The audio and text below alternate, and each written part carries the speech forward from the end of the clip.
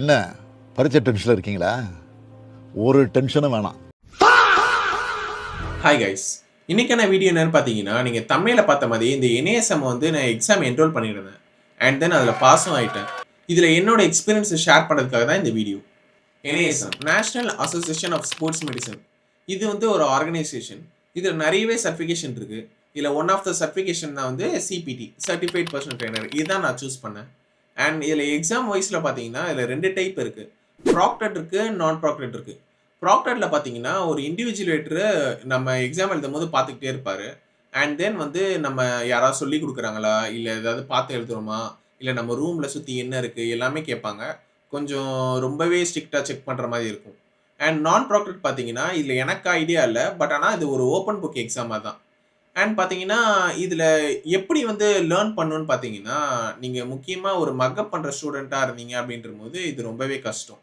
But ஆனால் நீங்கள் வந்து ஒரு திங்க் பண்ணி தான் எழுதுவீங்க. லைக் ஒரு கான்செப்டை நம்ம நல்லா அண்டர்ஸ்டாண்ட் பண்ணணும்னு வைங்களேன், அந்த அந்த மாதிரி தான் வந்து இதில் நம்ம பாஸ் ஆக முடியும். லைக் அந்த அப்ரோச் தான் நம்ம எடுக்கணுமே தவிர, மக்கப் பண்ணி பாஸ் பண்ணணுன்றது இதில் ரொம்பவே கஷ்டம்.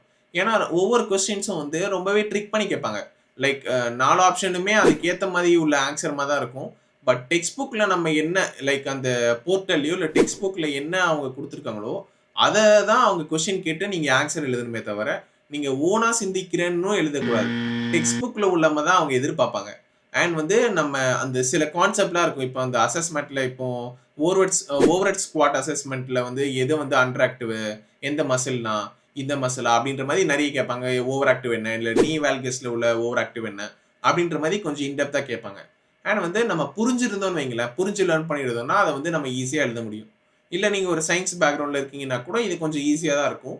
பட் ஆனால் இதில் பார்த்தீங்கன்னா மக்கப்ன்றது ரொம்பவே டஃப் தான். ஏன்னா மக்கப் பண்ணால் இதில் வேலைக்கே ஆகாது. அண்ட் இதில் நிறைய பேர் வந்து ஃபர்ஸ்ட் அட்டெம்ப்ட் இதில் பாஸ் ஆக முடியாது. நீங்கள் புரிஞ்சு எழுதுனா மட்டும்தான் இதில் பாஸ் ஆக முடியும். இதில் கொஸ்டின்ஸ் எல்லாமே நம்ம திங்க் பண்ண வைக்கிற மாதிரி தான் இருக்குது. இதில் 120 மினிட்ஸ் வரைக்கும் நமக்கு டைம் கொடுப்பாங்க.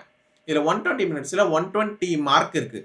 லைக் இதில் கொஞ்சம் குழம்புற விஷயம் என்னன்னு பார்த்தீங்கன்னா, இந்த 120 மார்க்கில் 20 வந்து அவங்க NASM சர்வே ரிலேட்டடாக கேட்பாங்க. அந்த 20 கணக்கில் நம்ம ஓகே கொடுத்ததுக்கப்புறம் அந்த 20 வந்து அவங்க ஃபில்டர் பண்ணி எடுத்துட்டு, நீங்கள் கொடுக்குற அந்த நீங்கள் எழுதுகிற அந்த 100 மார்க்கு மட்டும்தான் அந்த 70%க்கு மேலே, லைக் 70க்கு கீழே இருந்தாலே அவங்க ஃபெயில் போட்டுருவாங்க. நீங்கள் 70%க்கு மேலே இருந்தால் மட்டும்தான் அவங்க பாஸ் பண்ணுவாங்க. ஏன்னா நிறைய பேர் அதில் பாஸ் ஆக மாட்டாங்க. நீங்கள் நல்லா அண்டர்ஸ்டாண்ட் பண்ணிருந்தீங்கன்னா நீங்கள் பாஸ் ஆகிருப்பீங்க. அண்ட் அதுதான் முக்கியமான விஷயமே அதுதான். நீங்கள் நல்லா அண்டர்ஸ்டாண்ட் பண்ணி எழுதுங்க. சில கான்செப்ட் லைக் வந்து இந்த செக்ஷன் 4, 5A, 6 இந்த assessment like exercise technique and program டிசைனிங்லாம் ரொம்பவே இம்பார்ட்டன்ட். அதை நீங்கள் ஸ்கிப்பே பண்ணாதீங்க. இந்த ஃபர்ஸ்ட் சாப்டர் செகண்ட் சாப்டர்லாம் வந்து அவ்வளோவா கேட்க மாட்டாங்க. லைக் வந்து 10 to 15 மார்க் கேட்பாங்க.